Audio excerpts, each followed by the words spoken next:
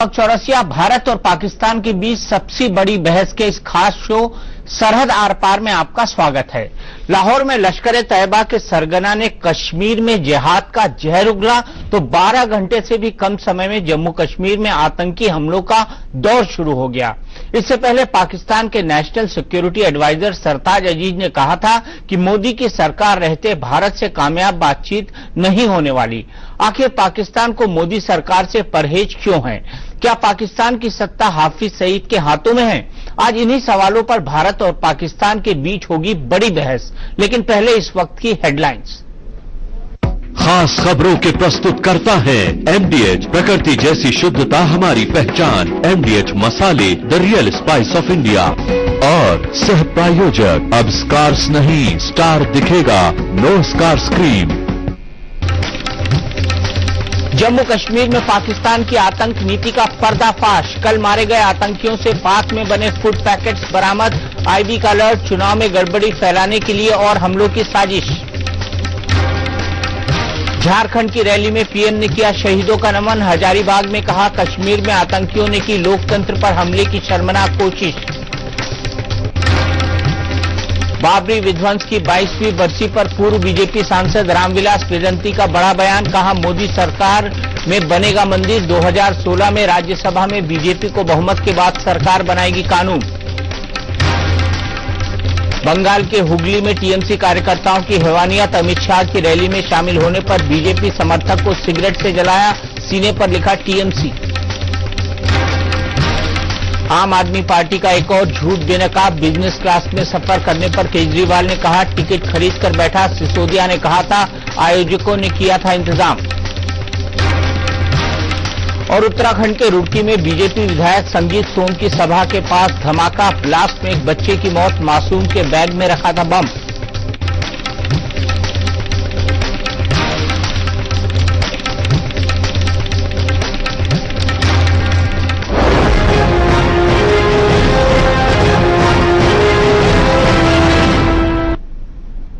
पाकिस्तान के national security adviser सरताज अजीज 2 दिन पहले बयान देते हैं कि भारत से बातचीत बेईमानी है।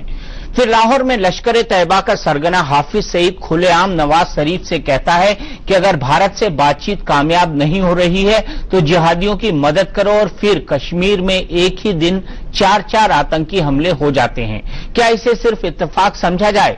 आज लाहौर से दिन न्यूज के साथ इंडिया न्यूज इसी सवाल पर बड़ी बहस करने जा रहा है कि आखिर पाकिस्तान को मोदी सरकार से बातचीत से परहेज क्यों है? क्या पाकिस्तान की सत्ता ग्लोबल टेररिस्ट हाफिज सईद के हाथों में है?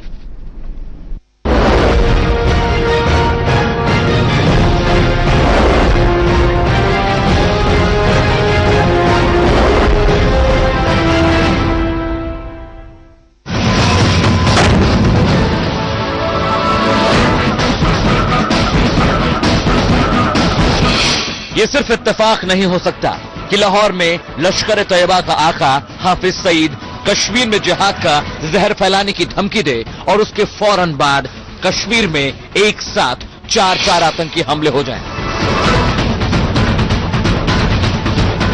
शुक्रवार को सुरक्षा बलों के हाथों मारे गए आतंकियों के पास पाकिस्तान में बने खाने पीने के सामान के पैकेट मिले। इन आतंकियों का इरादा किसी को बंधक बनाकर ज्यादा से ज्यादा दहशत फैलाने का था।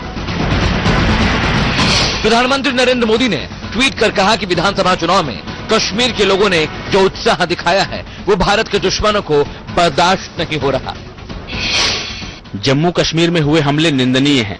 ये हमले विधानसभा चुनाव में बने वोटिंग के वातावरण को बिगाड़ने की कोशिश है।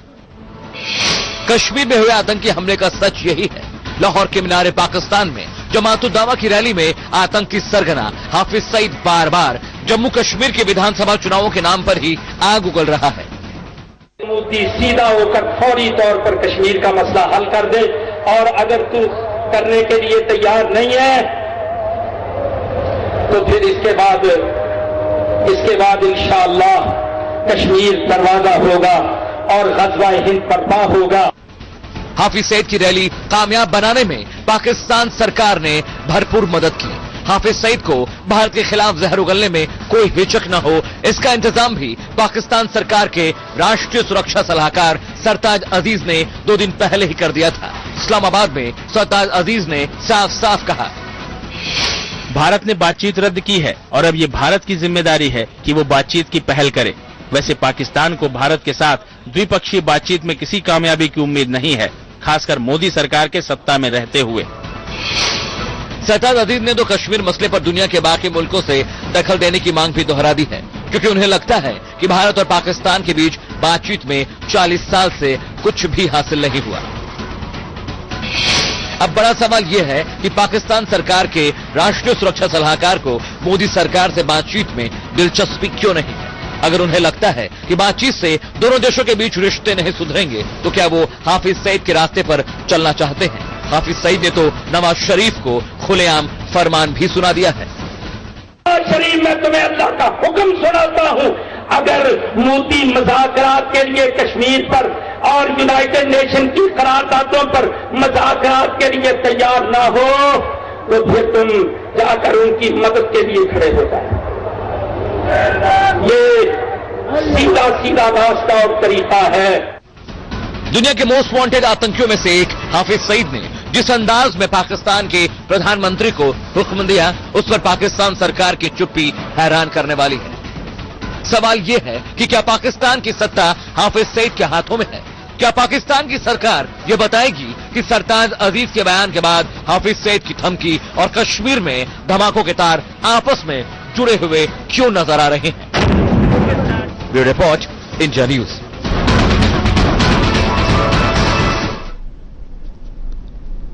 तो सरहद आर पार में कई सारे सवाल खड़े हो जाते हैं और एक एक कर इन तमाम सवालों के जवाब लेंगे हम पाकिस्तान से दिन न्यूज लाहौर से जुड़ रहे हैं हमारे साथी, हमारे सहयोगी। हम उनका इस्तकबाल करते हैं।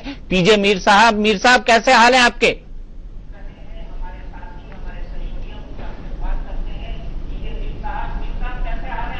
बिल्कुल ठीक ठाक है दीपक, और आपको मुबारक हो। आपका वीजा आप कह लें कि 99% बिल्कुल एक्सेप्ट हो गया और इंशाल्लाह हम आपको कराची और लाहौर देखेंगे।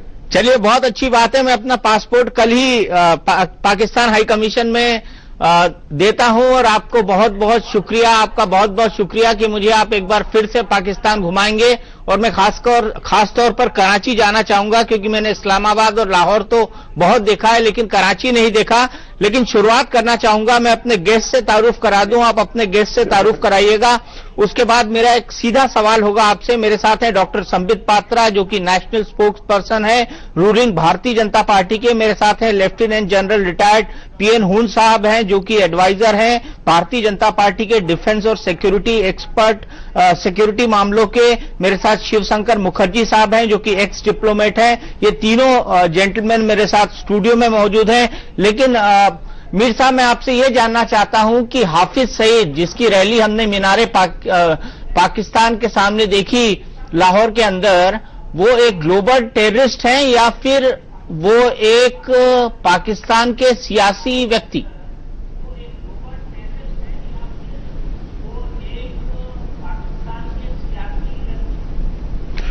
दीपक, सबसे पहले मैं अपना पैनल आपको इंट्रोड्यूस करा दूं। आज हमें पहली दफा यहां ज्वाइन करती हैं बेगम सैयदा आबिदा हुसैन। ये हमारी फॉर्मर एम्बेसडर रही हैं यूनाइटेड स्टेट्स ऑफ अमेरिका और इनका काफी एक डिप्लोमेटिक रोल रहा है पाकिस्तान के लिए। उनके साथ ऑफ कोर्स हमारे renowned journalist, writer, anchor and political commentator Iftikhar Ahmed. मेरे राइट साइड पे है सुहेल लशारी, ये हमारे फॉर्मर प्रेसिडेंट है Lahore chamber of commerce and industry. ये यहां आज इनको इसीलिए जो हमने पिछले हफ्ते बात की थी ट्रेड एंड ट्रैक 2, तो ये काफी बिजनेस करते हैं हिंदुस्तान में। इनको आज हमने इनवाइट किया है। एंड ऑफ कोर्स हमारे साथ है जनरल जाहिद मुबशर, आज ये है हमारे डिफेंस एनालिस्ट। जो आपका सवाल है दीपक, ये हर जगह आप देखते हैं कि इंडिविजुअल्स जो होते हैं, जो कि कोई प्लेटफॉर्म ले ले, मीनारे पाकिस्तान ले ले, गोलबाग, लाल मस्जिद, जो मर्जी आप ले लें, ये एक इंडिविजुअल्स होते हैं। They don't represent the government. ये हर जगह आपको मिलते हैं, गवर्नमेंट इनको इंडोर्स नहीं करता है, क्योंकि यही होती है जमहूरियत का एक हुस्न कि आप बात कर लो। जो डिसीजंस है दीपक, वो ये गवर्नमेंट ही लेती है। ऐसे लोग आपको हर जगह मिलेंगे, हिंदुस्तान में, पाकिस्तान में, श्रीलंका में। और आपको तो पता ही है वो जब ऑपरेशन पावन हुआ था कैसे लोग आए थे और हिंदुस्तान ने कैसे मदद की थी वहां जाके मिलिटरीली, जो कि एक सक्सेस थी। तो ये मैं कहूंगा कि ये ऐसी हर जगह होती हैं, इन चीजों को इतना सीरियसली नहीं लेना चाहिए। लेकिन स्पेशल ट्रेन भी तो चलाई उन लोगों के लिए आपने जो घोषित अंतर्राष्ट्रीय आतंकवादी हैं। तो फिर पाकिस्तान को एक टेररिस्ट स्टेट क्यों ना डिक्लेयर किया जाए मीर साहब?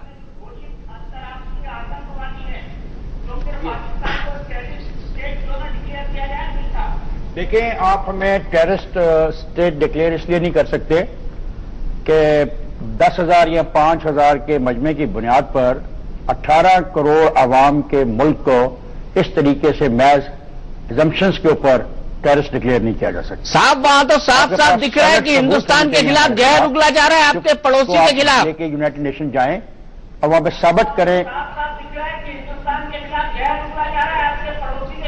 देखें, ऐसा जहर तो मुझे बीजेपी के जलसों में भी उगलता हुआ नजर आया। ऐसा जहर मुझे जो आपके इंतहा पसंद हिंदू जमातें हैं उनके रवैयों में भी आता है, उनके लिटरेचर में भी आता है, उनके हैंडबिल्स में भी आता है, उनके पैम्फलेट्स में भी आता है। बराए मेहरबानी हमारे से डायलॉग करें आगे की तरफ जाने का। हाफिज सईद को आपने भी सुना, हाफिज सईद को मैंने भी सुना, और आपने भी पढ़ा और मैंने भी सुना, लेकिन आपने हमारी चीफ ऑफ आर्मी स्टाफ का बयान बिल्कुल नहीं सुना और उसको बिल्कुल पढ़ने की कोशिश नहीं की। हमने नॉन स्टेट एक्टर्स की बुरी तरह उनको कंडेम किया है। हमने मजहबी इंतहा पसंदी का रवैया रखने वालों को कंडेम किया है। ये चीजें हमारे मुल्क में चल रही हैं। उसके लिए एक ट्रेन चलाना हाफिज सईद के लिए, आपके इलाकों में हिंदू इंतहा पसंदों के लिए क्या मेले ठेलों के लिए ट्रेनें नहीं चलती? क्या उनके लिए खुसूसी इंतजाम नहीं किए जाते? तो ये मेला था, तो मीनारे पाकिस्तान पे मेला लगा था इफ्तिखार साहब। आपके अंदरूनी मामलात में मदाखलत नहीं करेंगे, आप हमारे अंदरूनी मामलात में मदाखलत न करें। जी, मेला लगा था वहां पे मीनारे पाकिस्तान पर। क्या कहा आपने? क्या मीनारे पाकिस्तान पर मेला लगा था? जी, उनका ये जो इज्तिमा होता है उसमें एक जी बिल्कुल, वो उनका एक किस्म का इज्तिमा होता है जिसमें वो खुशी से आते हैं, वहां पे आपस में मिलते हैं, आपस में एक्सचेंज ऑफ व्यूज करते हैं, और एक उसमें कोई ऐसी चीज नहीं होती कि और एक दिन का वो इज्तिमा नहीं है, 1 घंटे का कोई जलसा किया और किसी को बुरा कहा और घर चले गए, ऐसा नहीं है। वो एक जिंदगी से भरा हुआ एक तकरीब होती है, जैसी आप लोगों की भी होती है और आप इतनी दूर जाके करते हैं। मुझे बताएं कि जब रथ यात्रा हो रही थी तो उसमें कौन कौन शामिल नहीं था? क्या वो पूरे के पूरे शहरों में से नहीं गुजर रही थी? क्या वो दिन और रात नहीं गुजर रही थी? क्या उसमें एंटी पाकिस्तान एलिमेंट्स को नहीं हाईलाइट किया गया था? क्या उसमें एंटी पाकिस्तान एलिमेंट शामिल नहीं थे? लेकिन वो आपका मसला था, वो आपके घर का मामला था, वो आपको हक है भाई। मुझे उत्तर दे दूं नहीं पहुंचता कि मैं बीजेपी पर तनकीद इसलिए करूं कि वो रथ यात्रा के निकाल, मुझे कोई हक नहीं पहुंचता कि मैं बीजेपी पर तनकीद करूं कि जो हमारी मस्जिद गिराई गई उसमें जिम्मेदार इनके रहनुमा थे। जनाब, बीजेपी इस देश की रूलिंग पार्टी है, अगर आपको बात करनी होगी तो उन्हीं से करनी होगी, मुझे ये इस बात को भूले ना आप।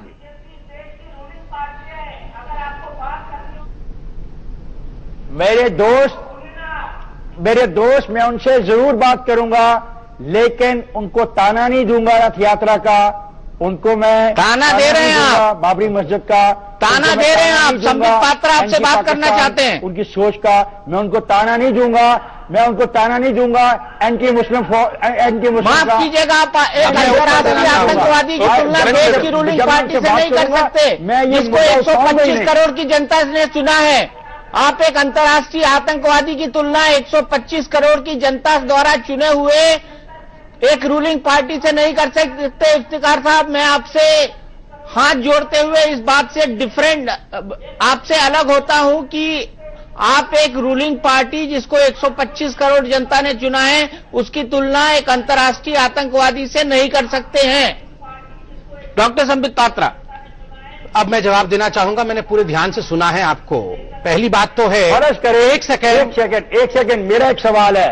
नहीं एक सेकंड की बात नहीं, मैं सबक एक मुझे देखिए, हमने बहुत देर तक आपको सुना है, अब हमें जवाब देना है। आप अगर सुन लेंगे तो बेहतर होगा। दीपक जी, मैं नहीं चाहता इस बहस में जाना। इफ्तिखार साहब सुन लीजिए, बीजेपी का जवाब सुन लीजिए। एक बात सुन लो फिर जवाब दो। ये जो और यार मैं सुनता हूं, लेकिन नहीं सर, नहीं, वो बड़ी चालाकी कर रहे हैं, मैं सुनता हूं, लेकिन एक सवाल और शामिल कर लीजिए। फर्ज करें अगर हाफिज सईद पाकिस्तान के अंदर मुंतखब होकर आ जाएगा तो आप क्या करेंगे? चलिए आप मेरी बातों का जवाब सुनिए। What will you do? पहली बात तो है कि ये हिंदू मुस्लिम का कार्ड आप वहां बैठ के खेलना बंद करें। जितने मुसलमान भाई हमारे देश में हैं, उतने मुसलमान भाई आपके देश में भी नहीं हैं। फिर भी हम यहां पीसफुली रह रहे हैं और आपके यहां क्या, एक सेकेंड में बीच में नहीं बोल रहा था, ये सीज फायर वायलेशन बंद करें। यहां सीज फायर वायलेशन मत करें, बॉर्डर में तो करते ही हैं। आप देखिए, ये हिंदू मुस्लिम वाला कार्ड अपने घर में रखिए। आपके घर में क्या हो रहा है ये पूरी दुनिया देख रही है। हमारे घर में जितने मुसलमान बंधु हैं वो विश्व में सबसे ज्यादा है, फिर भी हम मिलके रह रहे हैं क्योंकि हम अमन पसंद लोग हैं। दूसरा विषय, ये बार बार हर बात पे जो नॉन स्टेट प्लेयर आप बोल रहे हैं, ये भी ठीक बात बोल रहे हैं, मगर नॉन स्टेट प्लेयर आजकल नवाज शरीफ हो गए हैं। स्टेट प्लेयर आजकल हाफिज सईद हैं। ये आपके, ये याद रखिए, द रोल रिवर्सल हो चुका है। और सबसे बड़ी बात है, एकेडमिक लोग बैठे हुए हैं आपके पैनल में, मैं एक एकेडमिक शब्द रख दूं यहां पे, main streaming of terrorism in Pakistan. 3 वाकयात आप देखिए। आपने कहा, जो आपके एंकर साहब है उन्होंने कहा कि ये बहुत छोटी बात है, कभी कभी लोग ऐसा भाषण दे देते हैं, इसको सीरियसली नहीं लेना चाहिए, ये छोटी बात नहीं है। हाफिज सईद एक यूएन सैंक्शनड व्यक्ति है, टेररिस्ट है, he is a global terror agent, और जमात-उद-दावा एक टेररिस्ट ऑर्गेनाइजेशन है, वर्ल्ड से मानती है। उसके बावजूद आपने उसे लॉजिस्टिक सपोर्ट दिया। ये मेला नहीं था, ये लोगों को मारने का तांडव था जहां जिहाद को प्रोपगेट कर रहा था, और वहां आपने लॉजिस्टिक सपोर्ट दिया। जो स्टेट टेररिस्ट को लॉजिस्टिक सपोर्ट देता है वो एक टेरर स्टेट है। 2 दिन पहले की वाकयात मैं आपको बताऊं, हमारे यहां जो नेवल चीफ हैं एडमिरल दोबान साहब, उन्होंने कहा कि अब अगर पाकिस्तान का वॉरशिप हमारे सामने आ जाएगा तो हम बहुत कॉशियस होंगे। पहले हम उन्हें गुड मॉर्निंग कह के इंतखाब करते थे, अब गुड मॉर्निंग नहीं कहेंगे, क्योंकि जो उन्होंने करने की कोशिश की वहां इन्फिल्ट्रेशन हो चुका है, टेररिस्ट का इन्फिल्ट्रेशन पाकिस्तानी नेवी में हो चुका है। उन्होंने एक यूएस शिप को उड़ाने की कोशिश की थी, इसलिए हमें वहां सतर्क रहना पड़ेगा। नेवी के अंदर भी घुसपैठ हो चुका है। आज हमें यह खबर यहां मिला है, हम सब बड़े भौचक्के हैं कि किस प्रकार से जो आतंकवादी घुस के कश्मीर में कल अंजाम दे रहे थे आतंकवादी गतिविधियों के, उनके बैग से पाकिस्तान के फूड पैकेट्स मिले हैं। ये बिल्कुल ये इशारा करता है कि पाकिस्तान के ही आर्मी के लोग घुस के यहां आतंकवाद का जो अंजाम है तांडव वो रच रहे हैं। तो स्वाभाविक रूप से एक ही लाइन है, आज पाकिस्तान टेररिज्म को अपना मेन स्टेट एक्टिविटी बना चुका है, और जो तथाकथित डेमोक्रेटिक लोग हैं दे हैव बीन साइडलाइंड। वो अब मेन एक्टिव रोलर्स नहीं है, प्लेयर्स नहीं है, men active players Hafiz Saeed जैसे लोग हैं। ये महत्वपूर्ण है। मीर साहब,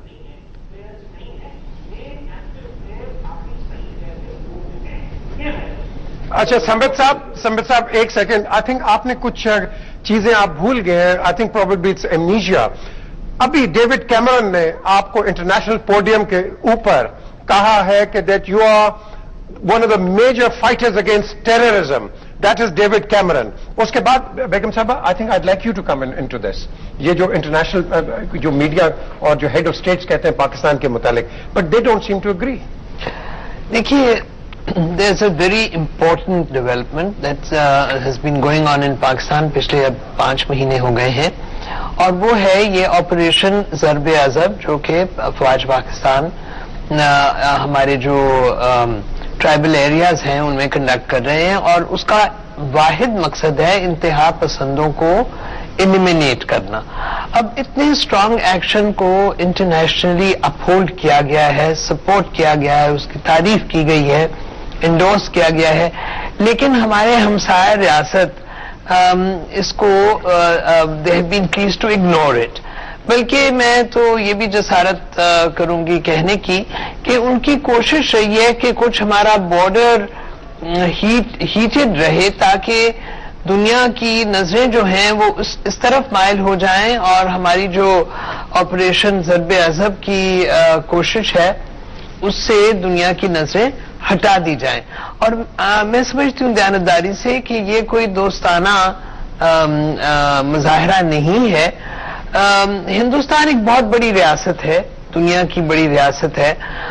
हम उनके मुकाबले में अददी कैफियत भी हमारी कम है, अराजी भी हमारी कम है, लेकिन हिंदुस्तान को वो बड़ापना, वो कुशादा दिली जिसका हम बहुत अरसे से इंतजार कर रहे हैं, उसका अभी तक मुजाहरा नहीं किया। अब चूंकि वजीर आजम नरेंद्र मोदी को हिंदुस्तान के इलेक्टर्स ने एक बहुत मजबूत किस्म का मैंडेट दिया है, तो कोई वजह नहीं है।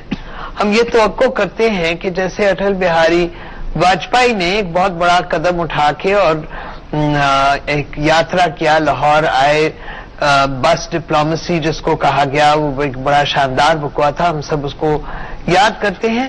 तो हम वजीर आजम मोदी से भी, वो भी उसी जमात से उभरे हैं, हम ये तवक्को करते हैं कि वो हमारी जानिब कुछ शफकत की निगाह रखें और बराबरी की सतह पे हमारे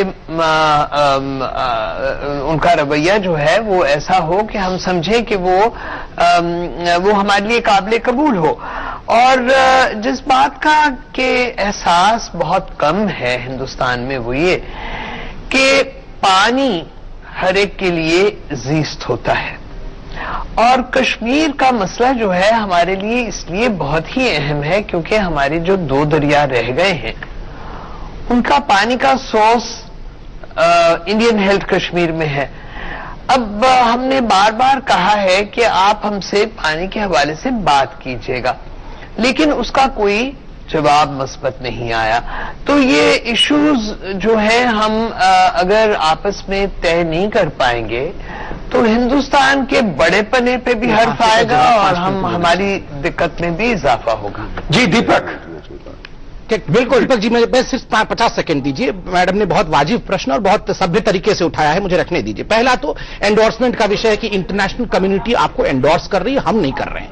मैं आपको याद दिलाऊं, एक फोन कॉल आया था नवाज शरीफ जी के पास अभी कुछ दिनों पहले बराक ओबामा साहब का, क्योंकि नवाज शरीफ चाहते थे कि अगर इंडिया आ रहे हैं तो प्लीज हमारे घर भी आइए। तो उन्होंने कहा था, I will visit you only when the internal conditions in Pakistan are normal. That means one of the biggest democracies of the world feels that your internal things are not normal.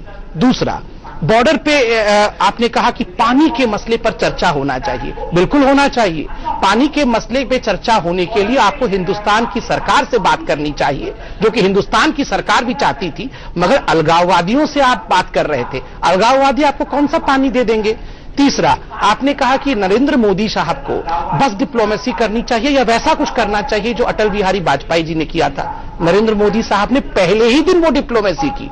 उन्होंने आपको अपने स्वेरिंग इन सेरेमनी में invite किया कि आइए, मैं आपको अपने दोस्ती का हाथ बढ़ाता हूं, अमन का हाथ बढ़ाता हूं, मेरा हाथ थामिए, आप 2 कदम चलिए तो सही, मैं 4 कदम आगे चलूंगा। मगर आपने खंजर भोंका सीने पे। दूसरा, आपने कहा कि हिंदुस्तान बड़प्पन दिखाए। मैडम देखिए, आप बड़ी हैं, आप बहुत नॉलेजेबल हैं। हिंदुस्तान बड़प्पन नहीं दिखाता तो पाकिस्तान का आज एग्जिस्टेंस ही नहीं होता। आज पाकिस्तान का एग्जिस्टेंस हिंदुस्तान के बड़प्पन के बुनियाद पर ही है। बिल्कुल, लेकिन यहां पर मीर साहब मैं ये कहना चाहूंगा कि जब तक जिस तरह की प्रॉक्सी वार एक बार फिर से पाकिस्तान ने शुरू कर दी है, जिस तरह से सरताज अजीज कह रहे हैं कि पाकिस्तान से अब बातचीत का कोई मतलब नहीं है, उसके बाद बातचीत कहां आगे जाएगी? जनरल हुन साहब, लेफ्टिनेंट जनरल हुन साहब, मैं आपको यहां जुड़ना चाहूंगा। सरताज अजीज के बयान के बाद बातचीत की गाड़ी आगे कैसे बढ़ेगी? देखिए, अभी जो फरमाया है आपने, उसमें 2-3 बातें मैं भी कहना चाहता हूं। सबसे पहले आपने बोला था कि हमारे अटल बिहारी वाजपेयी जी, उन्होंने बस लाहौर गए। उसके बाद क्या हुआ? मुशर्रफ ने क्या किया? मुशर्रफ ने सबसे पहले तो कारगिल में लड़ाई शुरू कर दी। मैं मुशर्रफ से भी मिला हूं, मैं जनरल जियाउल हक से भी मिला हूं सियाचिन के ऊपर, और मैं आपको बताता हूं कि मुशर्रफ ने मुझे बोला कि आपने सियाचिन लिया तो मैंने इधर ले लिया कारगिल। तो मैंने उसको बोला कि तू बड़ा लकी आदमी है कि मैं 99 में रिटायर हो गया था, नहीं तो तुझे नहीं मैं छोड़ता। ये पहली बात। दूसरी बात मैं कहना चाहता हूं कि ये जो कंडेमनेशन है, ये कंडेमनेशन नहीं है हमारे साइड से। जैसे इन्होंने फरमाया है कि there is the largest Muslim gathering that India has, and we treat them like that, like our own brothers. If there are some people, we take action against them if they do something. You know that after all India जो है वो एक largest मुस्लिम nation है, तो वो तो हमारे भाई हैं, वो कैसे हमारी यूनिट्स हैं, देखो वो कैसे लड़ते हैं और कितनी बहादुरी से वो जान देते हैं, तो हमें फख्र है उनको अपने साथ रखना।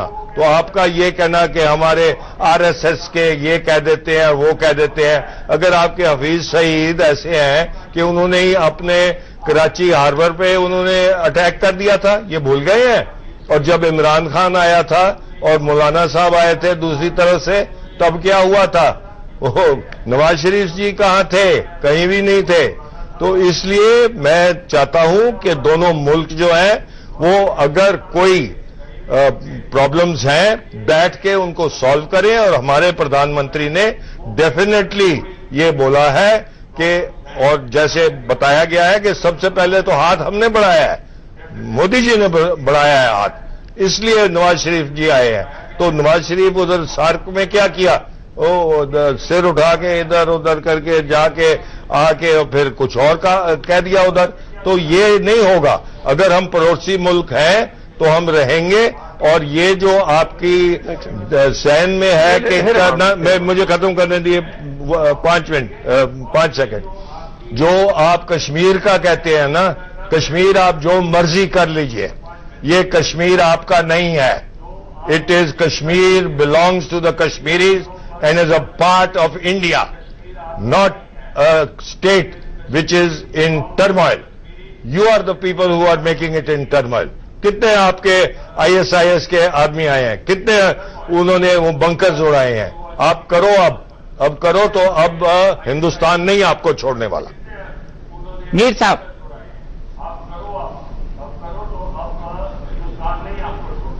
जनरल साहब, बिफोर आई दीपक, बिफोर दूसरे पैनल की तरफ जाएं, जनरल साहब ने बड़ी इंटरेस्टिंग बात की है। ऑब्वियसली ये जो आप कह लें कि ये वोकल स्कर्मिश तो हर जगह चलती है, but having said so general साहब, आपने तो हमारी बात कर दी, Kashmir belongs to the Kashmiris. हम तो यही तो कह रहे प्लेबिसाइड करवा दें। You are absolutely right on that. Plebiscite कहां से we don't say give us Kashmir, we are saying plebiscite करवा लें, let the people of Kashmir decide. Plebiscite आप कराएं अपने मुल्क के लिए, पाकिस्तान के लिए आप प्लेबिसाइड कराएं, आपको बताएंगे कि आप नहीं है उधर, कोई और है। तो हमारे प्लेबिसाइड का मत बताइए। We are a nation which is working on tenants. जी मीर साहब, आपकी तड़प इसलिए है क्योंकि 70% से ऊपर वोटिंग हुई है। वहां जमहूरियत, भारत की जमहूरियत पे विश्वास है लोगों को, इसीलिए 70% से ऊपर वोटिंग हुई है। और इसको आप प्लेबिसाइड कहें या इसको इंडियन डेमोक्रेसी कहें, वो पार्टिसिपेट कर रहे हैं इंडियन डेमोक्रेसी में, और आप वो देख नहीं पा रहे हैं, इसलिए आतंकवादी को बढ़ावा दे रहे हैं।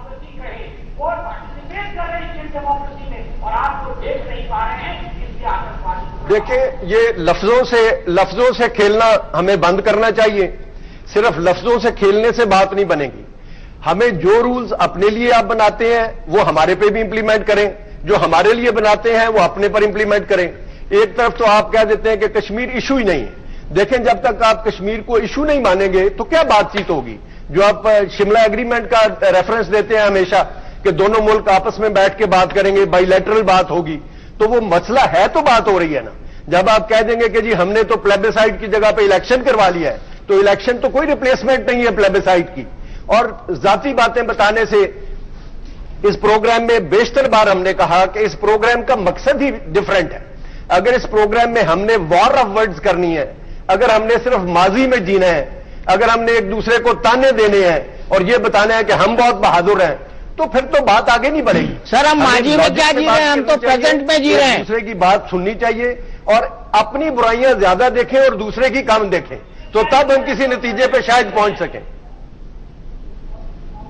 हाफिज सईद जो है, हाफिज सईद कल की बात है, और जो आतंकवादी हमले हुए हैं वो आज की बात है। हम माजी में नहीं जी रहे, हम प्रेजेंट में जी रहे हैं। और हम जवाब जानना चाहते हैं कि एक इंटरनेशनल टेररिस्ट जो भारत के खिलाफ आग उगल रहा है, उसको पाकिस्तान अपनी सरजमी पर खुले क्यों छोड़ रही है। हम ये जानना चाहते हैं कि क्यों प्रॉक्सी वार करा रही है। हम ये जानना चाहते हैं कि सरताज अली जो बोल रहे हैं कि 40 साल से कुछ हासिल नहीं हुआ कश्मीर मुद्दे पर, अब इंटरनेशनल कम्युनिटी को आना चाहिए, वो ऐसा क्यों बोल रहे हैं?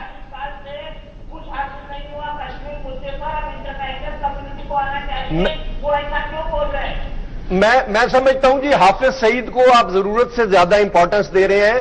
हाफिज सईद को हम पाकिस्तान में इतना इंपॉर्टेंट आदमी नहीं समझते। इफ्तिखार साहब ने आपकी तवज्जो दिलाई थी चीफ ऑफ आर्मी स्टाफ की स्टेटमेंट की तरफ। चीफ ऑफ आर्मी सरताज अजीज को आप कितना इंपॉर्टेंट समझते हैं? 2014 में, हालांकि ये एक डिफरेंट टाइप की मीटिंग थी, उधर वो कोई टेक्निकल बात कर सकते थे, लेकिन उन्होंने अपनी पूरी तवज्जो दी दहशतगर्दी की तरफ। उन्होंने बताया कि हम दहशतगर्दी के खिलाफ क्या कर रहे हैं और हमें क्या करने की जरूरत है। तो हमारी सीरियसनेस का अंदाजा शायद आपको नहीं हो रहा कि पाकिस्तान खुद दहशतगर्दी का शिकार है, और हम आपको ताने नहीं देते, लेकिन मैं आपको यकीन दिलाना चाहता हूं कि आपका हाथ है हमारे यहां जो दहशतगर्दी हो रही है उसमें। तो बराए मेहरबानी इल्जामात की सियासत ना करें, यहां कोई ऐसी बात करें जिससे हम बातचीत को आगे ले जा सकें। जी शिवशंकर मुखर्जी, मैं कहना चाहता हूं कि आज ही के इस प्रोग्राम में आपने दो हजरात ने तो मुझे इतना बड़ा चैलेंज किया है और मुझे धमकी दी है, यानी कितनी अजीब बात है।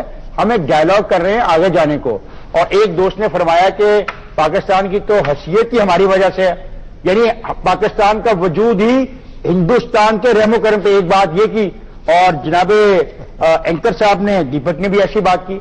देखें, बराए मेहरबानी अगर हमारे से डायलॉग करना है किसी मकसद की खातर तो हम हाजिर हैं।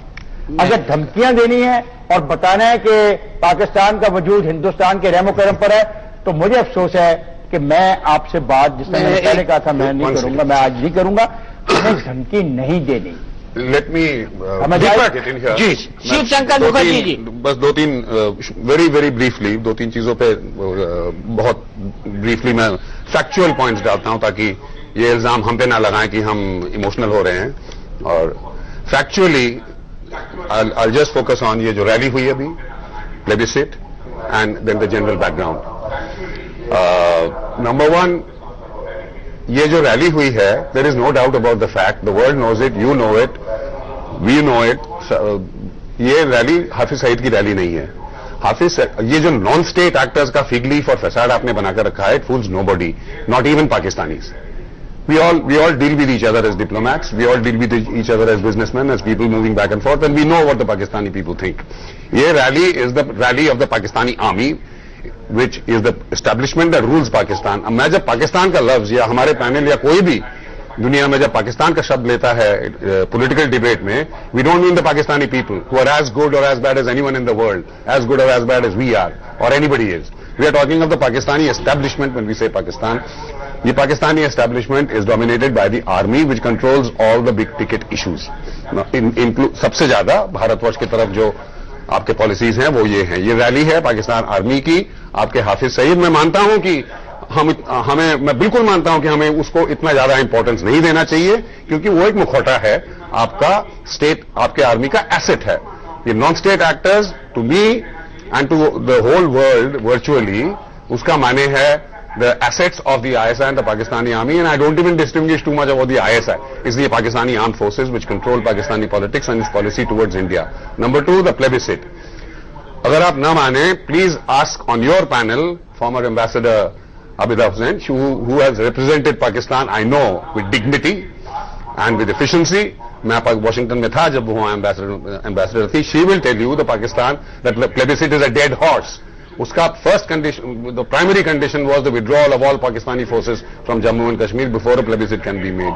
And in the 60s, leave alone now, the United Nations special representative made a statement that the UN resolutions are moribund and no longer relevant, and they have been totally accepted, signed, sealed and delivered by the governments of India and the government of Pakistan by the Simla Declaration and the Lahore Declaration. तो ये plebiscite का एक dead horse है जो diplomacy practice कर चुके हैं, like your distinguished ambassador there, she will tell you that it's a dead horse, it's been flogged enough, it doesn't work. Finally, to give you the general background, I will just read out a portion, it will take me 30 seconds. एक किताब जो निकले, बहुत ज्यादा please बहुत ज्यादा elaborate नहीं करना चाहता about the fact that your non-state actors are under sanctions by the UN, under sanctions by the US, your leave alone Hafiz Saeed by name. ये इंस्टीट्यूशंस को सारी दुनिया में फैल चुकी है. But to give you a view of what a scholar feels, and Ambassador Abida Hussain will know the research rigor which is brought into this in America. This is a book written by an American scholar of Georgetown University, which I'm sure she knows, which talks about the role of the Pakistan Army. And I'll just read this bit out. It says, this is by Professor Christine Fair. It was reviewed in The Economist just a couple of weeks ago. It's a very, very current book. अंग्रेजी में पढ़ता हूं, which all of you understand. The greatest failing, Pakistan के बारे में बात कर रही हैं. The greatest failing is an army and its spies with too much power and no accountability. Over they are driven not by an urge to promote national security, but by ideology. Their main motivation is to resist and weaken Hindu-dominated India in whatever way possible. They see India as an existential threat. The Pakistan is best understood as a purely greedy state, one that would consume whatever territory and or other benefits that it can get, but would never seek peace with the old enemy, since giving up hostility under even the best circumstances would be tantamount to defeat in their eyes. The army, in view of its ability to extract funds from America as a massive self-licking ice cream cone, and Westerners should stop paying for this and to dare instead to let Pakistan fail. That is the opinion of a scholar which knows how to use language with balance. अब इसको expand करना हो तो 50 चीजों से expand किए जा सकती हैं. The single fact is that आपका देश जो dominated है, और I'm saying this with sadness, and most people around the world, not just in India, say it with sadness, there is no reason for Pakistan with all its talent to get the appellation that it has of a terrorist state, terroristan, वगैरह वगैरह. I agree completely with Ambassador Hussain that you are doing everything you can वो terrorism contain करने के लिए in the FATA area, North Waziristan area. Unfortunately ये terrorism आप ही ने create किया है, आप ही ने nurture किया है, आपने पाला पोसा है, और अपने देश में संभालने के लिए आप बहुत कुछ कर रहे हैं. संभाला फिर भी नहीं हो रहा है. लेकिन साथ साथ हमें आपत्ति यह है कि आप हमारी तरफ उसको एक्सपोर्ट क्यों कर रहे हैं. आप अगर हमारे होम मिनिस्टर ने अभी कहा कि आपको सहयोग चाहिए टेररिज्म संभालने के लिए, तो हमसे कहिए, हम जो कुछ कर सकते हैं करेंगे आपके लिए. हमें तो छोड़, आप कह रहे हैं कि हमें अपने हाल पर छोड़ दीजिए. आप हमें अपने हाल पर छोड़ दीजिए. जी जी जवाब ले लो मुखर्जी साहब. एक सेकंड जी. Ambassador ji. I thank Ambassador Mukherjee for his kind words that he's addressed me personally, but I want to set the record straight apropos the 1948 resolution for a plebiscite. Dr. Madeleine Albright, who subsequently became Secretary of State, Mir साहब अगर उर्दू में बोलेंगे तो ज्यादा बेहतर होगा. और उनकी मेरी बड़ी तवील मुलाकात हुई, क्योंकि उनके वालिद जो थे जेम्स कॉर्बेल, जी मैं उर्दू में बोल रही हूँ, तो डॉक्टर ऑलब्राइट के वालिद जो थे जेम्स कॉर्बेल, वो एडमिरल निमिट्स के साथ गए थे जब यूएन का वफद गया कश्मीर में प्लेबिसाइट कंडक्ट करने के लिए.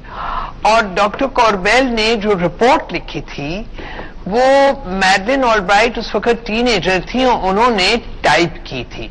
तो वो ये सारा इशू बहुत गहराई से उनके समझ में था. और उनकी और मेरी जो गुफ्तगू हुई थी वो ये कि जो किरारदाद मूव हुई थी वो तो वजीर आजम जवाहरलाल नेहरू की जानिब से किरारदाद 1947 में मूव हुई थी, और रास्ता जो तलाश किया गया था वो उनकी दानाई इसमें थी कि एक रेफरेंडम हो, एक प्लेबिसिट हो. लेकिन वो फिर जो वहां पे इंडियन अथॉरिटीज इंचार्ज थी, उन्होंने उस प्लेबिसाइट को कंडक्ट करने से इतनी रुकावटें पैदा की कि वो वफद जो था यूनाइटेड नेशंस का वो वापस चला आया. ये सारा वकुआ जो है ये कलम बंद किया डॉक्टर ऑलब्राइट ने. वो बाद में सेक्रेटरी ऑफ स्टेट बनी और उनकी अजहद कोशिश थी कि ये कश्मीर की गुत्थी जो है ये किसी तरह से सुलझाई जाए. तो एक तो ये तारीखी तौर पे मैं आपको अर्ज करना चाहती हूँ. दूसरी बात ये है कि मैं जब वहां पे वॉशिंगटन में थी तो हमें थ्रेटन किया गया यूनाइटेड स्टेट्स गवर्नमेंट की जानिब से कि हमें टेररिस्ट स्टेट डिक्लेयर करने का एक जो फर्स्ट स्टेप था कि watch list of terrorist states पे पाकिस्तान का नाम आया।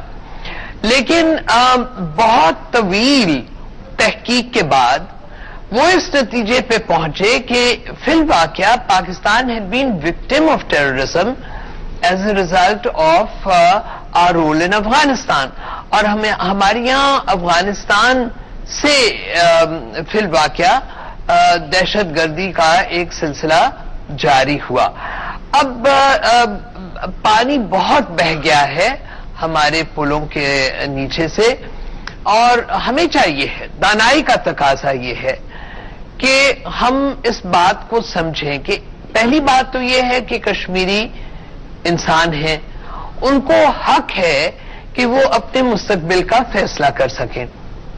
दूसरी बात यह है कि जैसे कि मैंने पहले अर्ज की, क्योंकि दो दरिया हमारे जो हैं उनकी सोर्सेस श्रीनगर वैली में हैं, हमें हक है कि जो जीस का जरिया है उसके बारे में हम एक fair apportionment through a negotiated settlement कर सकें हिंदुस्तान के साथ, और इन अ सेंस जो इंडस बेसिन ट्रीटी है उसको हम रीविजिट कर सकें। तो ये बुनियादी जो हमारे इश्यूज हैं इनको एड्रेस करने के लिए हमें जुर्रत और हिम्मत और फहम और फिरासत का मुजाहरा करना होगा। और मैं उम्मीद रखती हूं आप जैसे तजुर्बाकार लोग, आप जैसे समझदार लोग और नौजवान जो मेंबर हैं लोक सभा के, जो कि हमारे पीछे के इस प्रोग्राम में काउंटर पार्ट हैं, मैं ये तवक्को करती हूं एक इंसान की हैसियत से और एक पाकिस्तानी होने के नाते से कि आप ये जुर्रत का मुजाहरा करेंगे और आप इन मसाइल को अपनी गिरफ्त में लेते हुए हमारे साथ बैठ के और तय कर पाए। But just one comment madam ambassador, मान लिया you spoke with your usual persuasiveness and I appreciate that. The point is, Hindi में सर, अगर आपकी बात पूरी तरह से मान भी ली जाए, I'll hit the highlights of what you said. हक की बात अलग, जो मामला है इशू आपके लिए कोर इशू आप कहती हैं, सारे पाकिस्तानी लीडर्स कहते हैं the core issue is Kashmir, meaning behind the lines कि Kashmir should be handed over to Pakistan for the logic you sustain. हमारे तरफ से लॉजिक है, कोर इशू है, कोर इशू ये है कि पाकिस्तान ऑक्यूपाइड कश्मीर जो है वो वापस इंडिया में आए, बिकॉज हमारा जो लॉजिक है वो है कि Jammu and Kashmir, the whole of the state of Jammu and Kashmir Bharat का बिल्कुल fully integral part of India है। अब आपने जो समझौते की बात की उसमें सिर्फ एक सेंटेंस बोलना चाहता हूं, एक परसुएजन आपको करना पड़ेगा। प्लेबिसिट की बात आप जानती हैं कि it's a dead meat. Bilateral dialogue है, 2 बार इलेक्टेड गवर्नमेंट्स पाकिस्तान और इंडिया के एग्री कर चुके हैं शिमला में और लाहौर में। पॉइंट नंबर 3 विच इज इंडिस्प्यूटेबल कि अगर सोल्यूशन होगा तो बातचीत से होगा, बातचीत की बुनियाद दोनों देशों को रखनी पड़ेगी। अगर बातचीत अगर हो तो हमारा आपत्ति सिर्फ ये है कि बातचीत हो ही नहीं सकता जब बॉर्डर्स पे, इंटरनेशनल बॉर्डर पे और लाइन ऑफ कंट्रोल पे गोलियां बारूद चल रही हो पाकिस्तान की तरफ से। That is what we firmly believe, that is what the international community knows. अगर आप और आप जैसे लोग जो दुनिया में पाकिस्तान को रिप्रेजेंट कर चुके हैं, दुनिया के ओपिनियंस को जानते हैं और पाकिस्तान के लॉजिक को अच्छी तरह जानते हैं बिकॉज आपने उसी को इस्तेमाल किया है, if you can persuade the powers that be in Pakistan कि line of control, international border और इन जनरल टेररिज्म बंद करें, इन्फिल्ट्रेशन बंद करें, गोलियां बारूद बंद करें and let the dialogue start, I will be the first to nominate you for the Nobel prize. Without the export of terrorism बातचीत नहीं होगी, इट्स इम्पॉसिबल। इट्स इम्पॉसिबल, और इम्पॉसिबल इसलिए भी क्योंकि समित पात्रा जी मैं आऊंगा, आपसे भी कमेंट लूंगा, लेकिन मुझे फिलहाल लेना है एक ब्रेक। क्यों बातचीत इम्पॉसिबल है, इस पर हम बात करेंगे ब्रेक के बाद।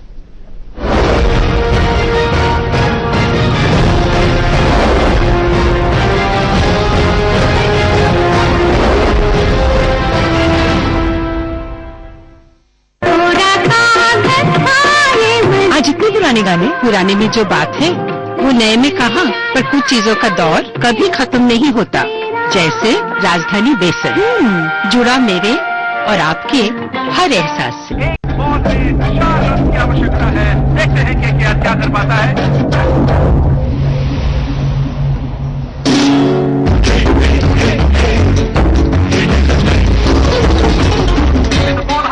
क्रिकेट और पान ग्लास सिल्वर न्यूज, दो चीजें जो रिफ्रेश करें इंडिया को। खाना बहुत अच्छा है, गोभी अच्छी है। और इस डाइनिंग टेबल का क्या? जिससे बैठ के खाते हो उसकी तारीफ नहीं करोगे, क्यों करोगे? टेबल ही तो है, महफिल तुम्हारी, अंताक्षरी तुम्हारी, तबला इसका बनता है। अरे सिर्फ टेबल नहीं है, रंगमंच है खुशियों का। सेंचुरी प्लस, खुशियों का रंगमंच। इतनी कमाई आखिर किसके बलबूते पर? मेरे सोनालिका ट्रैक्टर के। और भला किसमें है ये दम?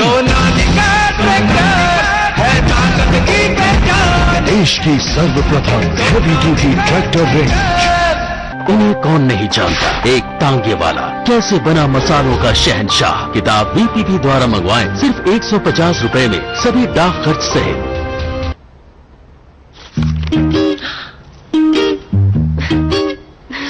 ये तुम्हारे बर्थडे के लिए जो मैं भूल गया था, हैप्पी बर्थडे। और ये हमारे एनिवर्सरी के लिए जो भी मैं भूल गया था, बिलेटेड एनिवर्सरी। और ये किस लिए? ये शायद कुछ और भूल जाओ तो। Presenting Flexia Collection, India's first detachable jewelry line from PC Jeweler. Please sir. Captain. Yes sir. इस जहाज में किस कंट्री का माल जा रहा है? सर यूरोप होते हुए US और कनाडा जाएगा और अगले हफ्ते गल्फ कंट्रीज को जाएगा। मेरी मेहनत, आप सबका प्यार, यही है MDH का इतिहास। असली मसाले सच सच। MDH Color Mix, he color.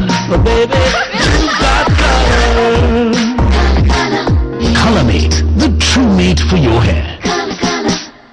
अब तो मैं कार्ड लेकर रहूंगा। और दिवाली गई और ऑफर्स भी। था दिमाग तो ठीक है ना? अरे यार दिवाली गई नहीं, वापस आ गई है। आ गया फोर्ड दिवाली रिटर्न ऑफर 3 से 7 दिसंबर तक। बुक करिए अपनी फोर्ड स्पेशल प्राइस पर और पाइए 5 करोड़ तक के अशोर्ड गिफ्ट भी। जल्दी करें।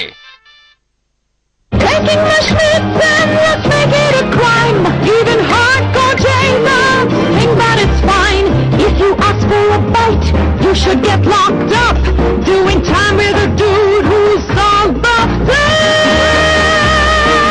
Schmitten luxury chocolates, love to love it.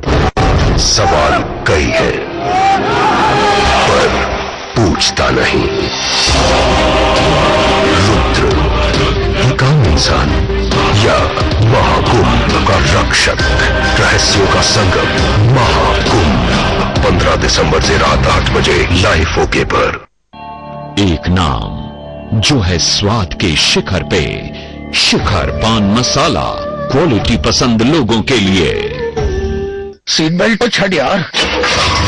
तो इतनी बड़ी गड्डी नहीं दिख रही है? अरे वत्स, तुमने गले में काला धागा क्या पहना हुआ है? भगवान मेरी रक्षा करेंगे, किंतु केवल तब जब आप अपनी रक्षा स्वयं करेंगे। कैसे? सीट बेल्ट खुशियां लेने नहीं देने आ रहे हैं। यम यम है हम। 15 दिसंबर से सोमवार से शुक्रवार रात 10 बजे सिर्फ सब पर।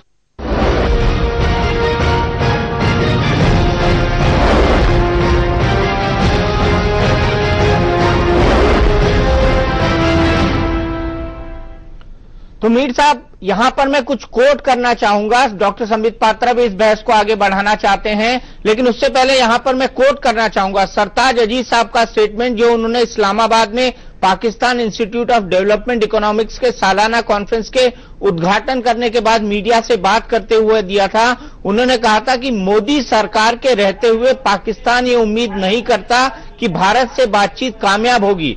सरताज अजीज ने यह भी कहा कि चूंकि दोनों देशों के बीच बायलैटरल डायलॉग से 40 साल में कुछ हासिल नहीं हुआ है, इसलिए पाकिस्तान चाहता है कि इंटरनेशनल कम्युनिटी दोनों देशों के बीच दखल दे। जब पाकिस्तान सरकार के फॉरेन अफेयर और नेशनल सिक्योरिटी एडवाइजर पहले ही मान चुके हैं कि बातचीत से कुछ हासिल नहीं होगा, तो फिर बातचीत की गाड़ी आगे कैसे बढ़ेगी? आप तो पहले ही मान चुके हैं कि बातचीत से कुछ हासिल नहीं होने वाला है।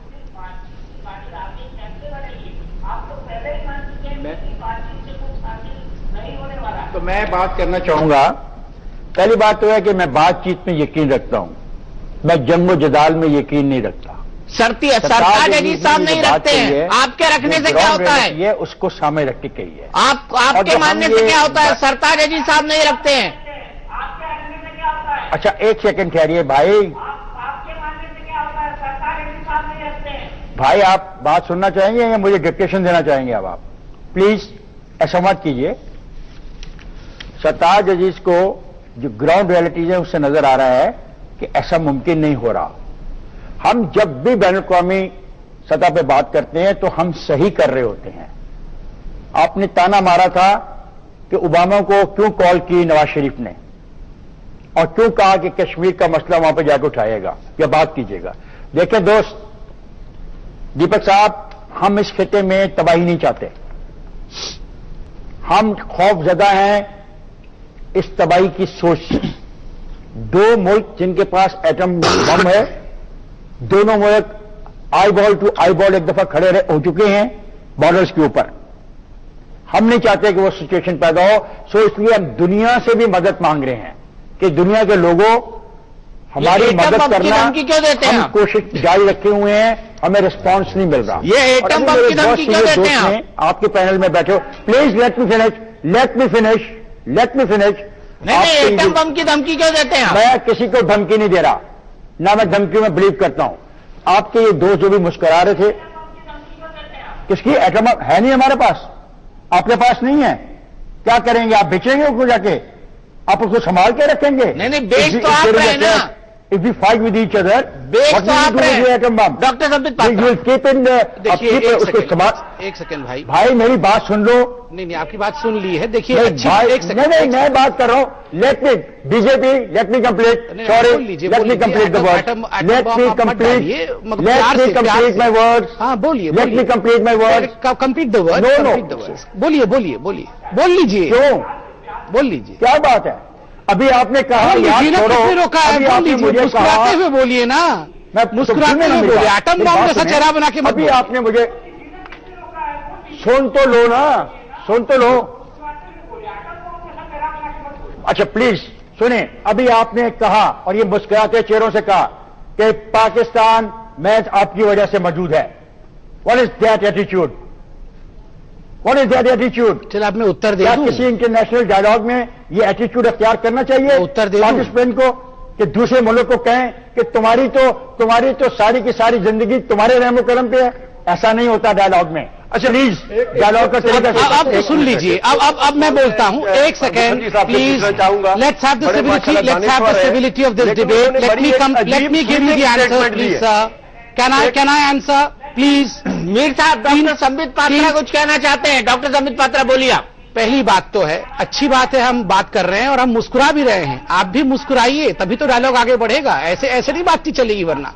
दूसरा है, देखिए बातचीत का जो कोर एजेंडा होता है, दोनों तरफ से कोई इंचार्ज होना चाहिए बातचीत करने के लिए। हमारे इंचार्ज पे तो सरताज अजीज ने बता दिया कि Narendra Modi is the in-charge. Who is your in-charge is the question. आपका इंचार्ज कौन है, आज पूरी दुनिया यही पूछ रहा है। Is Nawaz Sharif the in-charge? There is a big question mark. वो इंचार्ज शायद नहीं है, he is a reluctant player. In-charge कौन है? आर्मी इंचार्ज है, आईएसआई इंचार्ज है, तथा कथित नॉन स्टेट प्लेयर्स इंचार्ज हैं। जब तक इंचार्ज ही नहीं मिलेगा, हम तो बातचीत करना चाहते हैं, किससे बातचीत करें? दूसरी बात, जस्ट अ सेकेंड सर, आपको मैंने सुना ना, आपको हमने सुना ना, आपको हमने सुना ना, आप प्लीज हमें सुन लीजिए। डायलॉग कैसे होगा आप अगर एक पक्ष बोलते जाएंगे? Please allow me. दूसरा, जो मैंने कहा आपका वजूद हमारे कारण से है, वो क्यों कहा वो सुनिए। केवल फिजिकल फॉर्म से नहीं कह रहा हूं, फिजिकली तो आप हमारे हिस्सा थे ही, आपका वजूद फिजिकली तो हमारे कारण से हुआ, एक अलग विषय है। मगर in the subtle world also your existence is because of India. आप जो भी आज कर रहे हैं वो आप इंडिया को सोच के ही कर रहे हैं कि इंडिया को कैसे डिस्ट्रॉय करना है, इंडिया को कैसे टुकड़ों में बांटना है। आपकी सोच इंडिया को लेकर है। The whole world of Pakistan revolves around India. That is why I say, इसीलिए मैं कहता हूं आपका एग्जिस्टेंस इंडिया के कारण है। जिस दिन आप डेवलपमेंट को अपना विषय बना लेंगे कि पाकिस्तान के आवाम के डेवलपमेंट के लिए हमें चिंता करना है, मैं कहूंगा पाकिस्तान स्वाधीन हो गया है और पाकिस्तान का अपना एक एग्जिस्टेंस है जो कि अभी नहीं हो पा रहा है। बिल्कुल बिल्कुल मीर साहब, मुझे यहां रुकना होगा क्योंकि मेरा वक्त इतना ही था, वक्त खत्म हो गया है। इस डिबेट को आगे बढ़ाएंगे हम अगले हफ्ते और कोशिश करेंगे कि यही पैनल मौजूद रहे और यहीं से हम अपनी इस बहस को शुरू कर सकें। आप तमाम लोगों का बहुत बहुत शुक्रिया।